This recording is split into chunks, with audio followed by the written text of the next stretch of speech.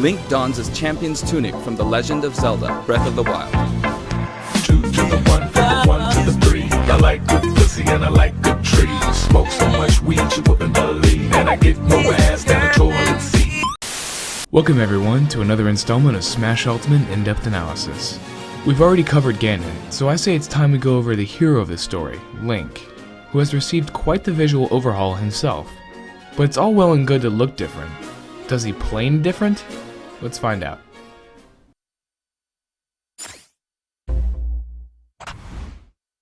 First off, as is tradition, we will go over the aesthetic changes first, the most obvious being that Link is now explicitly based on his Breath of the Wild appearance.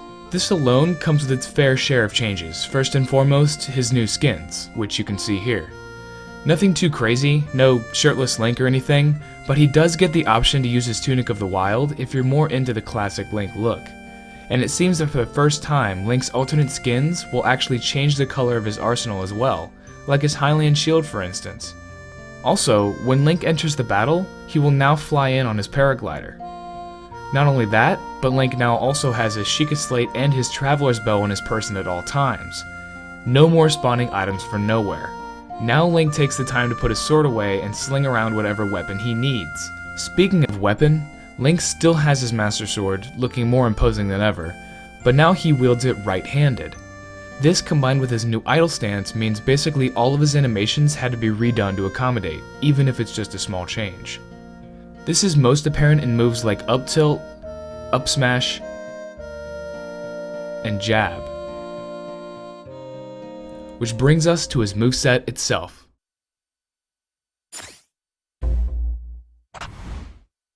Starting with his jab, along with the animation change, its damage has been reworked. It used to do 2.5% on the first 2 hits, and 5 on the third, for a total of 10. It still does 10, but now the first 2 hits deal 3% each, and the finisher does 4. Nothing too crazy, but worth noting nonetheless, especially if Link keeps his jab cancel mix-ups. His down tilt has also gotten its damage changed. It now only does 9%, a 2% drop from Smash 4. Everything else about this move is pretty much unchanged, so this could be seen as a straight nerf, though less damage does mean less knockback, so maybe we will see some confirms out of it later on. Link's F-tilt has also gotten a small nerf. Its damage and startup is the same, but it now has about 4 more frames of end lag as he takes longer to pick the sword back up after the swing. His up tilt, as mentioned before, has had its animation changed, now raking from back to front instead of sweeping around Link. The frame data appears identical, though its damage has been bumped up to 11%, a 2% increase over Smash 4. Link's F-Smash becomes active 2 frames slower compared to Smash 4, at frame 17, which is unfortunate, but now one has a nifty little beam that shoots out of it when the player is at 0%. This beam does about 5% base damage uncharged, and is a very clever reference to a very similar mechanic Link has had since all the way back in his first game on the NES. This beam also reportedly comes out with his dash attack too, but I do not have any footage of that to confirm. Down smash has been nerfed as well.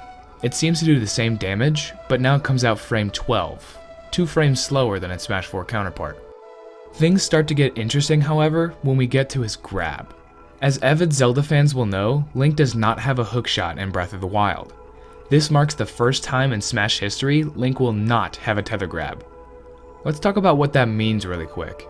First off, this obviously means his grab will have a much shorter range, which is okay, since grabs are mostly used as close range quick out of shield options, and Link's new grab certainly comes out quick at frame 6.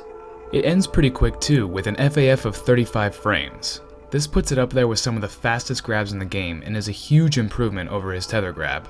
It's not all sunshine and rainbows however, as Link's dash grab is much slower, being a 42 frame commitment. That's slower than Charizard's from Smash 4. With the loss of a tether grab also comes a loss of a tether recovery. Nerfed tethers in Ultimate or not, this is still a sizable nerf to Link's recovery no matter how you look at it. This of course also means no more Zair, which is a pretty useful tool in some matchups, but with it gone, Link now can Z-drop items without having to commit to his Zair. This is pretty important, and I'll explain why when we get to his specials. As for his throws, the only ones to receive any real changes are his forward and back throws, which have both received cuts to their damage. now dealing 5.5% instead of 7 due to nerfs to their second hits. All this talk of nerfs may have you nervous, but don't worry, things start to look up when you look at the changes to his aerials.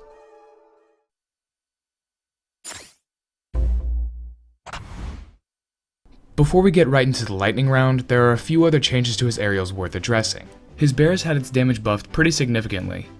Both hits have received a 2% buff from Smash 4, bringing the total damage up to a very respectable 12%. His fair has gotten probably the biggest rework of his normals. Bad stuff out of the way first, his fair now comes out 2 frames slower at frame 16, and both hits do less damage.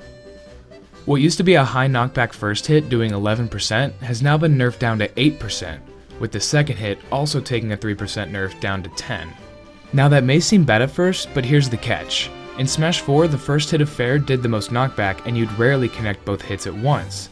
But in Smash Ultimate, the first hit auto-links into the second, and now the second hit is the one that does the knockback. This means you'll be doing more damage on average because you'll be landing both hits much more frequently. Not only that, but the minimal knockback of fair 1 now brings more follow-up opportunities if you land with it. And speaking of landing aerials, I think it is time for our landing lag lightning round. Ready? Go! His up air has been buffed from 23 frames down to 14. Worst case scenario, this lessens the punish you will take for whiffing it. Best case scenario, it sets up for following up air confirms. His dair has been buffed from 32 to 27 frames, a pretty minor 5 frame buff, but it seems they didn't want these types of moves to be spammable.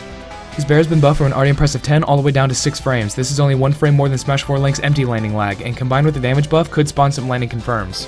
His nair has received the same buffs, also going from 10 to 6 frames. This move already confirmed into other attacks in Smash 4, and with this tiny amount of lag and the same damage, it is sure to be even better. And finally, his fair has been buffed by 1 whole frame! Wow! Incredible! Down to 11. Obviously this seems negligible, but it should help make up for the damage nerfs when it comes to safety on shield and getting those landing confirms I was talking about earlier. Complete! And with that finished, let's get into his specials, where things really get good.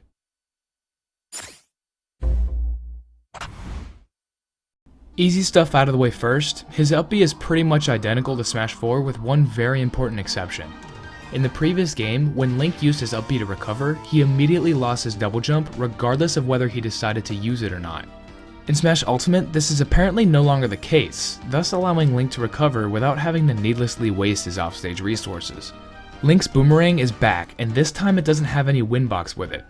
This isn't so bad as the Wind of Gale boomerang didn't have much utility, and now it's free to have a legitimate returning hitbox, which could come in handy for breaking combos or setting up confirms. On top of that, Link's boomerang now has much longer range, traveling almost the entire length of Omega Battlefield, and has a pretty decent damage upgrade to boot. Maximum damage has been buffed 3% for a total of 10, with the late hit doing around 5.5 and the return hit doing 3. His Traveler's Bow is mostly unchanged damage and frame data wise from his Hero's Bow in Smash 4, but it does have a neat new mechanic. Link can now pick up missed arrows like he is playing RuneScape. After this, he has a few options. Option 1 is to use the bow again to shoot 2 arrows at once for double damage. Option 2 is to use the arrow like an item and throw it, or more likely, Z-drop it. With the loss of his Zair, Link is now free to Z-drop items and follow up with whatever move he wants, and I hope we will get to see some cool new arrow drop setups. And speaking of Z-dropping items, let's finally talk about his new bombs. Link's bombs are now runes he spawns from his Sheikah slate. It takes the same amount of time to bring one out as before, but now instead of having a short timed fuse and exploding on impact, these bombs can be hit and launched like a soccer ball with any move and will stay on screen until Link chooses to detonate them or they fall off stage. When simply thrown at the enemy, they will deal a weak 1%, but the explosion itself will deal a more respectable 7% base damage. Don't be fooled by the giant pretty blue light show these bombs produce though, the actual hitbox is much smaller and more akin to its Smash 4 counterpart. Keep in mind though that these bombs will still explode after 30 seconds has passed, a substantial amount of damage has been dealt to them, or they come into contact with any fire-based move. It takes Link 12 frames to detonate a bomb, being able to act again 28 frames after that. Not lightning quick, but fast enough to do some pretty crazy setups, especially with the insane knockback they now seem to have. And you better hope that that knockback doesn't get you killed, because with his tether recovery gone, Z-dropping and detonating bombs is going to be one of the few ways Link can recover from deep. Finally, to round everything up, his Breath of the Wild redesign comes with a new, more appropriate final smash to go with it. as he shoots his powerful ancient arrows at the opponent. This basically acts like Sheik's light arrows from the previous games. And that's all I have for now. Thanks again everyone for watching my analysis videos, it means a lot. Social media info and music used are in the description below, and subscribe for more analysis videos leading up to the release of Smash Ultimate. If you would like to request which demo character you want covered next, simply leave it in a comment with the hashtag #PleaseAnalyze. This will allow me to much more easily see which one gets the most votes. Once again, thank you for watching, and I'll see you on the next video.